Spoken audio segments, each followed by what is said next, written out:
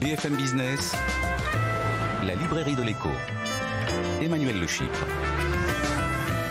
On se retrouve pour la deuxième partie de cette librairie de l'écho. Nous la clôturerons comme de coutume avec nos chroniqueurs. Belaouda Abdelhaim pour ses études glanées dans le monde entier. Et puis Alexandra Paget, notre bibliothécaire, qui reviendra sur un document important de l'histoire des réformes des retraites, le rapport de Jean-Michel Charpin, sorti en 1999. Mais tout de suite, on démarre avec nos critiques attitrés. À ma gauche, Christian Chavagneux, éditorialiste et critique à Alternatives économiques. Et à ma droite, Jean-Marc Daniel, professeur émérite à l'ESCP Business School et qui, lui, est le critique attitré de la Société d'économie politique. Allez, on commence avec votre choix.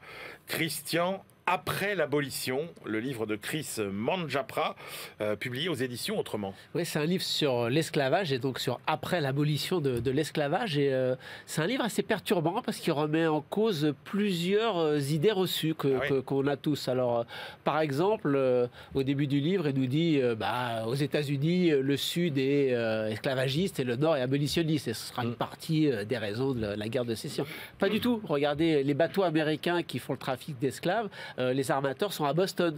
New York, Philadelphie vont s'enrichir avec le commerce du sucre qui est exploité grâce à l'esclavage. Ça, c'est le hors-d'œuvre, ça. Parce que le cœur du livre, donc ce qui donne son titre, Après l'abolition, c'est de nous dire, regardez, aux États-Unis, au Royaume-Uni, il y a des sociétés civiles qui sont mobilisées, les premières ONG, même les premières ONG internationales, qui sont mobilisées pour se battre pour l'abolition de l'esclavage. Et à force de bataille et de bataille, elles vont y arriver. Aux États-Unis comme au Royaume-Uni, il va y avoir des lois pour abolir l'esclavage, pour abolir le commerce d'esclaves, pour abolir la propriété d'un être humain sur un autre être humain. Voilà, après tous ces combats, on a réussi et on passe à autre chose. Non, pas du tout, nous dit l'auteur. Et c'est là toute la démonstration du livre.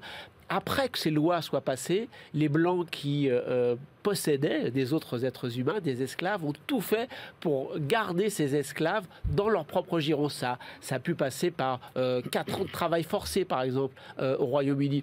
Parce que la première question qu'on s'est posée après ces lois sur l'abolition, c'est comment est-ce qu'on va faire pour indemniser les gens. Pas les esclaves, les propriétaires d'esclaves.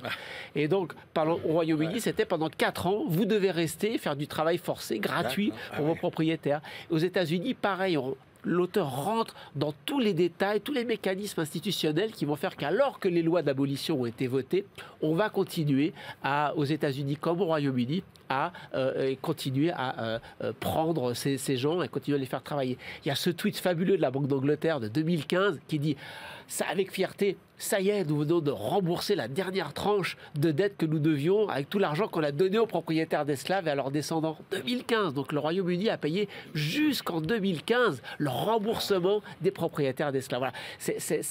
On est frappé, on découvre des gens, Harriet Wilson, Samuel Sharp, des auteurs qu'on ne connaît pas, parce que bien évidemment l'histoire est toujours écrite par les vainqueurs. Donc ces gens, ces noirs, ces esclaves, ou ces gens qui ont défendu les esclaves et qui se sont exprimés, on ne les connaît pas bien.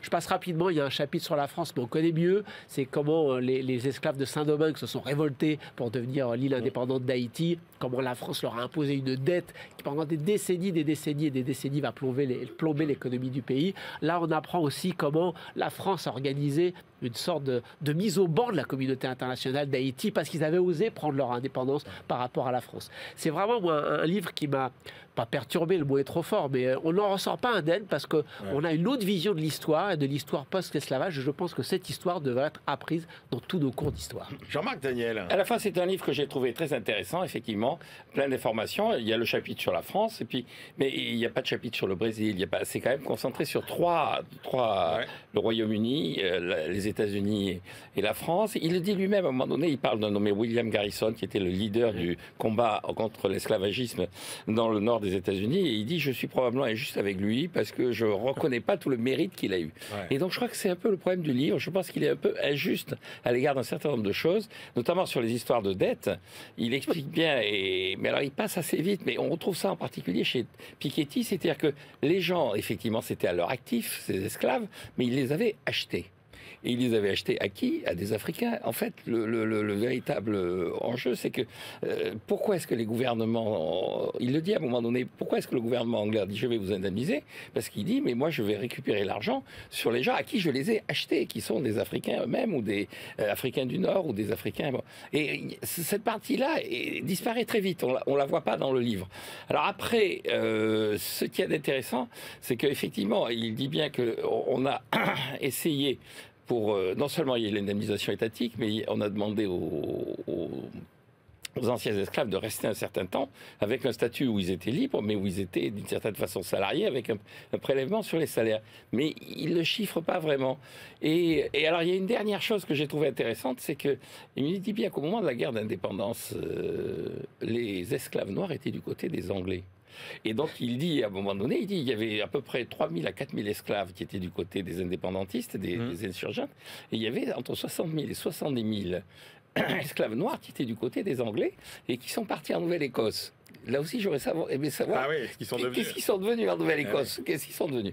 Donc, c'est un livre qui est très bien renseigné, très bien construit. Contrairement à ce que dit Christian, je trouve que le chapitre sur Saint-Domingue, Haïti, est peut-être le plus intéressant. On connaît déjà mieux l'histoire. Oui, alors on connaît. On sait effectivement que le général qui était envoyé, c'était le beau-frère de Napoléon. Bon, donc on retrouve des choses. On se dit, on est en terrain connu. Et donc, mais il y a quelques impasses qui font que on se dit, est-ce qu'il est vraiment aussi honnête que ça dans sa dénonciation? Est-ce qu'il n'est pas un peu trop militant et pas assez historien? En tout cas, suffisamment étayé et pointu pour semer, le trouble. Et c'est ça qui est intéressant, effectivement.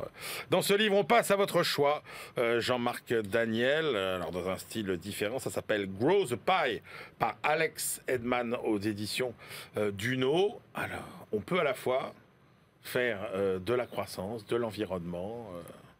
Voilà, la vie est belle, quoi. Donc, Grow the Pie, le titre n'a pas été traduit, donc ça veut dire accroître le gâteau. Le sous-titre Le sous-titre, c'est comment les entreprises peuvent faire des bénéfices et servir le bien commun. Voilà. Sachant que servir le bien commun est en gros et le parti sur les bénéfices est en plus petit. Et donc, l'auteur est un professeur de finance en Angleterre et il explique qu'effectivement, jusqu'à présent, on raisonne toujours en termes de partage du gâteau. Et donc, il dit avec des époques où les gens qui en bénéficient, c'est plutôt les capitalistes. Il dit dans les années 60, c'était plutôt les salariés avec la pression syndicale et ça s'est terminé par la stagflation.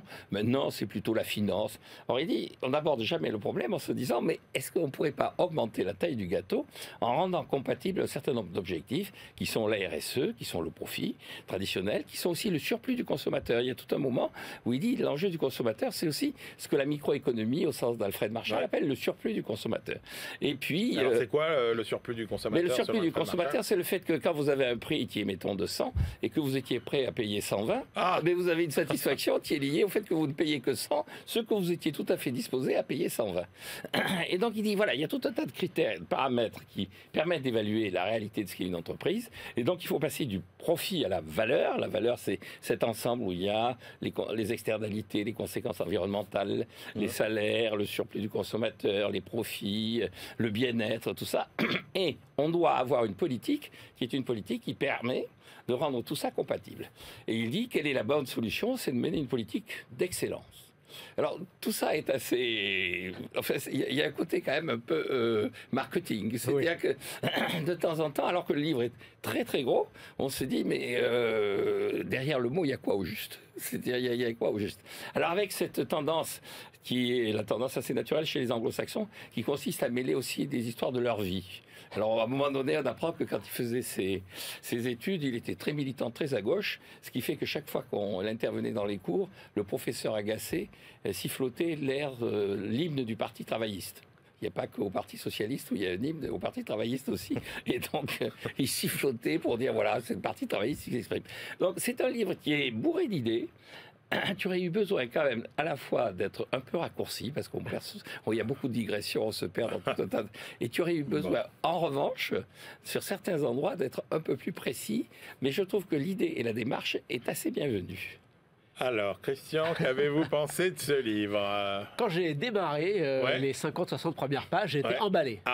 L'auteur nous dit, regardez, le capitalisme est en crise, il doit absolument changer de trajectoire. Et pourquoi la crise, c'est quoi? C'est qu'il ne tient pas assez compte des salariés, de l'environnement. Donc il faut le remettre un petit peu dans le droit chemin. Il faut bien sûr que les entreprises fassent des profits, parce qu'on est quand même là pour que l'entreprise, si elle veut avoir un futur, il faut qu'elle fasse des profits, mais il faut qu'elle fasse attention à créer de la valeur pour la société, et non pas seulement de la valeur actionnariale en bourse, de la valeur pour la société. Et créer de la valeur pour la société, ça veut dire que quand elle va bien, bien sûr, il faut que les actionnaires en profitent, mais aussi les salariés, mais aussi les consommateurs, mais aussi les fournisseurs, mais aussi l'environnement, mais aussi l'État.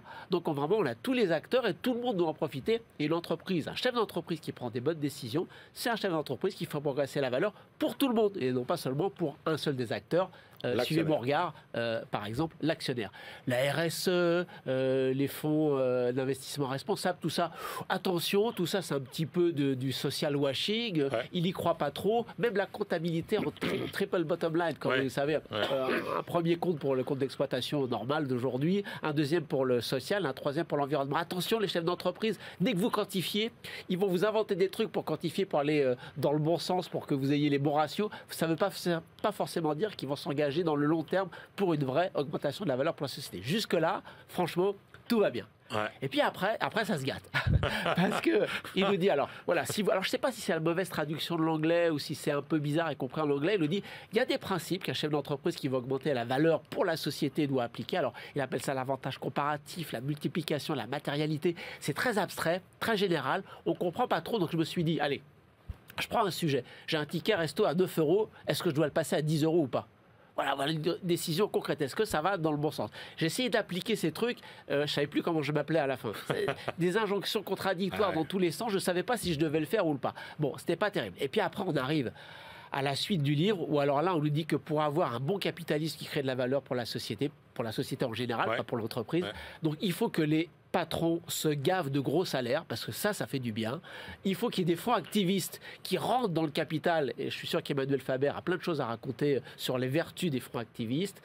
Il faut faire du rachat d'actions, en voilà, parce que tout ça c'est les 3 piliers du capitalisme responsable qui vont dans le bon sens, avec les arguments les plus éculés du patronat le plus conservateur que vous puissiez trouver, qui n'est pas le cas de tous les patrons.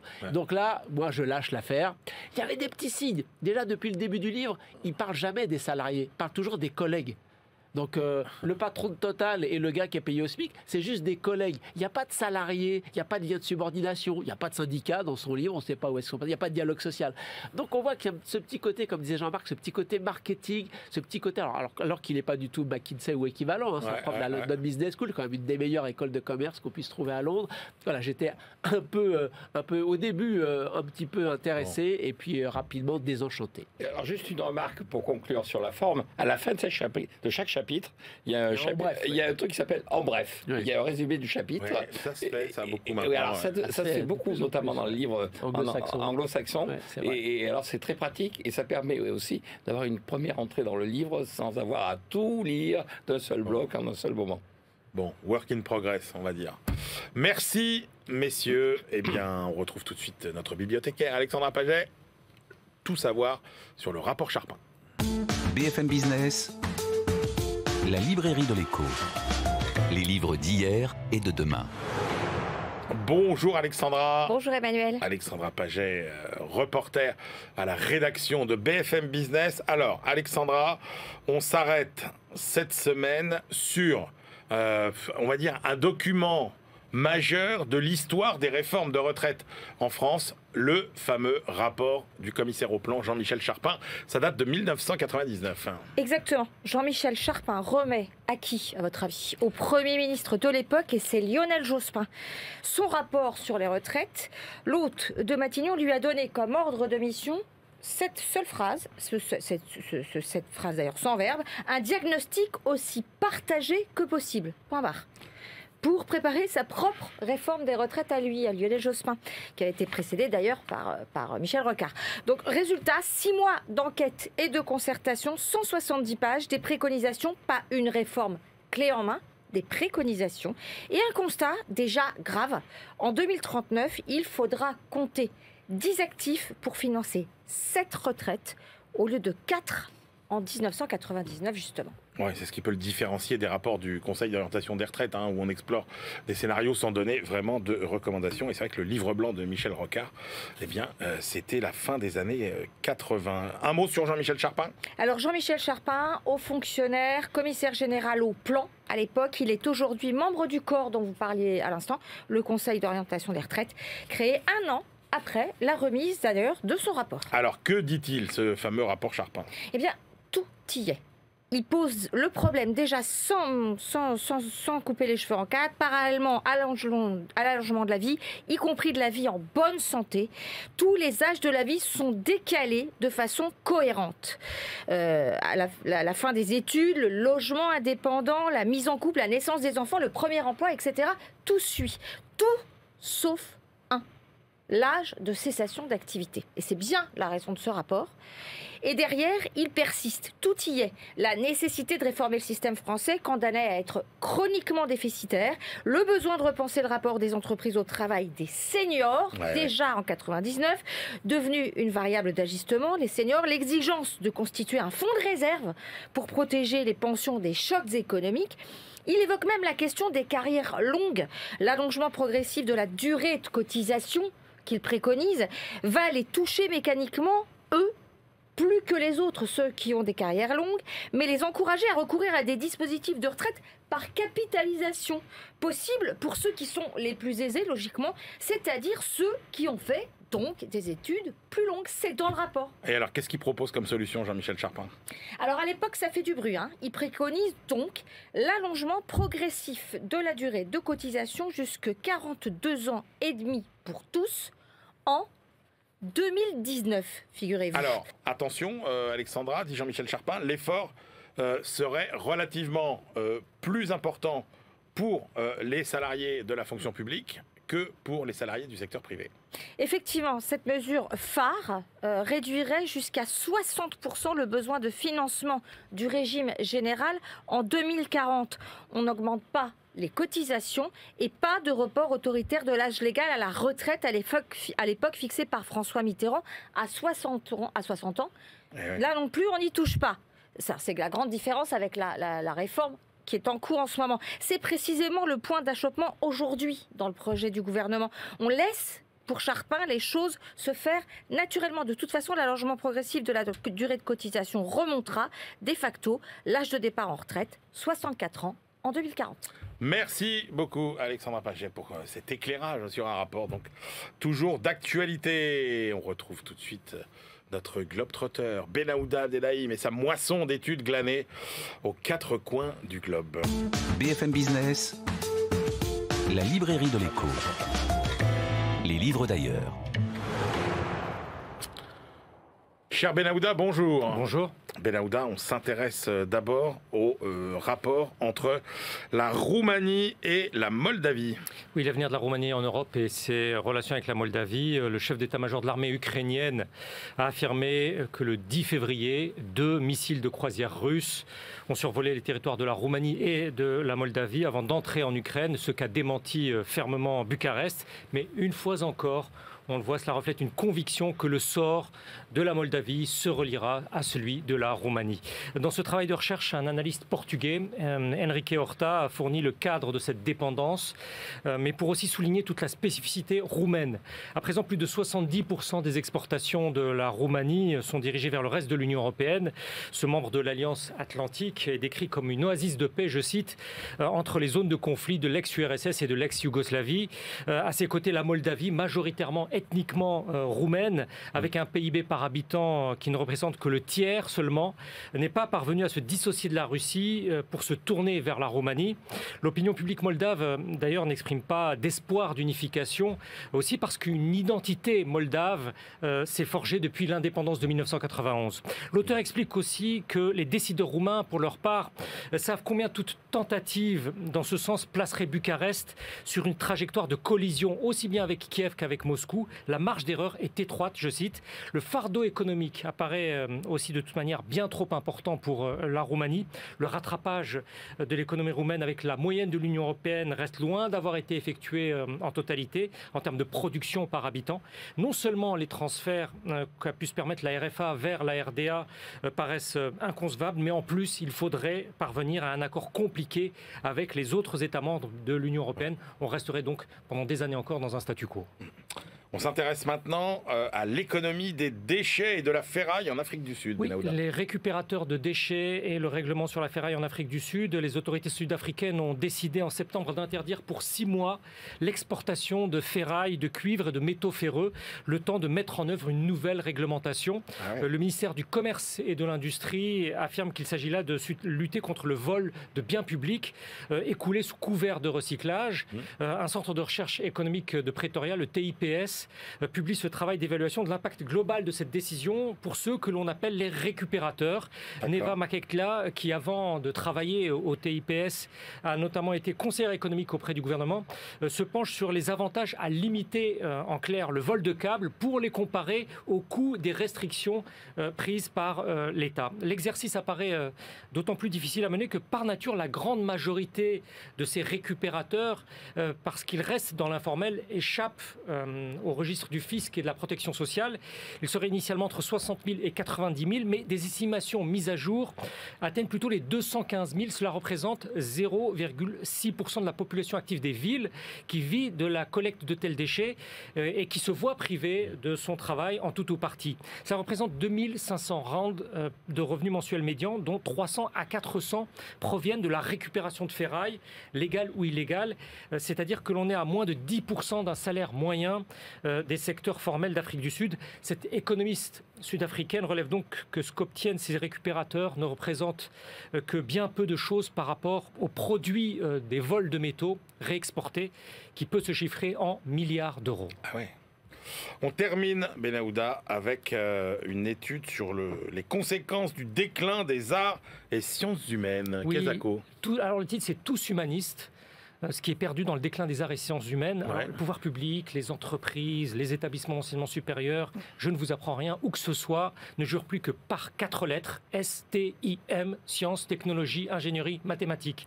Mais les États-Unis semblent en partie amorcer un virage. La doyenne de la faculté des arts et des sciences humaines de Berkeley, en Californie, fait état d'une hausse des inscriptions de 121% cette année. Elle est aussi la directrice du rapport mondial sur les humanités. James Engel, qui est professeur américain de littérature comparée, s'en réjouit et il publie dans la revue de Harvard ce plaidoyer très remarqué pour l'étude des humanités, écrasé, dit-il, par ce qu'il appelle le mouvement pro-STIM. L'esthétique et la fiction, écrit-il, résolvent continuellement des problèmes complexes, notamment dans le champ socio-juridique, droit civil, droit du travail, droit des femmes. Chacun de leurs plus illustres promoteurs, du Mahatma Gandhi à Martin Luther King, s'est immergé dans la littérature, la théologie, l'histoire, la philosophie, séparément ou ensemble. C'est pourquoi, d'après cet auteur, le désinvestissement dans les arts et sciences humaines, aujourd'hui sous assistance respiratoire, je cite, s'est avéré extrêmement coûteux. L'agilité de sa démonstration en 7 points semble la rendre tout à fait imparable. Le professeur Engel pose alors une série de questions à ses compatriotes, à commencer par celle-ci. Avons-nous échoué au Vietnam, en Irak, en Afghanistan et bien ailleurs par manque de sciences exactes, de mathématiques, d'ordinateurs, il répond par la négative. Et l'interprétation, selon lui, des textes complexes, la rédaction de traités solides, la perception d'un langage, de ses nuances, relèvent de tout autre domaine, ceux du temps lent et de l'art patient, je cite encore.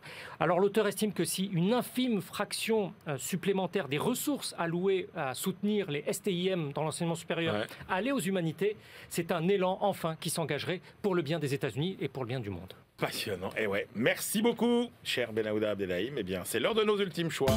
BFM Business, la librairie de l'écho. Les livres de la dernière minute. Christian Chavagneux. Quelle est votre dernière sélection pour aujourd'hui? Un petit repère sur l'économie sociale et solidaire, écrit par Timothée Duverger, qui est l'un des meilleurs spécialistes français du sujet.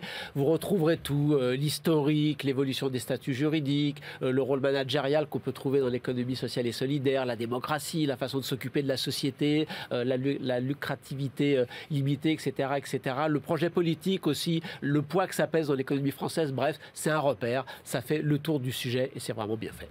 Jean-Marc Daniel. Alors moi j'ai choisi un livre de Pierre-Antoine Donnet. Pierre-Antoine Donnet, c'est un journaliste de l'AFP qui a été pendant très longtemps correspondant de l'AFP à Pékin. Et il a sorti un livre qui s'appelle Chine, le grand prédateur. Alors c'est un livre qui n'a pas été immédiatement publié, hein, il a plutôt un peu plus d'1 an, mais c'est un livre que j'ai lu, que j'ai découvert et qui est passionnant parce qu'il donne une vision de la Chine qui n'est ni de cinéo-béatitude, ils sont en train de tout réussir, ils sont magnifiques, ni d'indignation systématique, c'est la dernière dictature communiste. Il montre bien comment en particulier c'est assez commode pour les Occidentaux d'avoir balancé en Chine toutes les activités polluantes, d'avoir abandonné à la Chine un certain nombre d'activités, moins parce qu'ils considèrent que c'est moins rentable en Occident que parce que ça permet effectivement de se donner bonne conscience. On laisse la Chine faire le sale, au tous les sens du terme, le sale travail. Donc c'est un livre qui est passionnant. Un peu une séance de rattrapage que vous nous proposez. Voilà, c'est une séance de rattrapage. C'est pour ça que je l'ai mis en dernière minute. Je découvre un mot, sino-béatitude, que je découvre. Ah, c'est un mot que j'emploie régulièrement. D'accord. Allez, et ben moi un peu dans l'esprit de Christian sur les livres qui vous apprennent tout. Ce livre qui s'appelle À distance, la révolution du télétravail. Je ne sais pas si vous l'avez vu passer. C'est sous la direction de Pascal Leroy, Lucille Metelal et Florian Tedeschi. Évidemment, avec la pandémie, la part des actifs qui télétravaillent a doublé depuis 2 ans. Et ce livre, en fait, recueille les points de vue de sociologues, géographes, anthropologues, urbanistes, économistes, syndicalistes et représentants du patronat pour explorer un petit peu toutes les conséquences du télétravail. C'est extrêmement complet, extrêmement riche et passionnant. Voilà, c'est la fin de cette librairie de l'écho. On se retrouve la semaine prochaine et d'ici là, bonne lecture.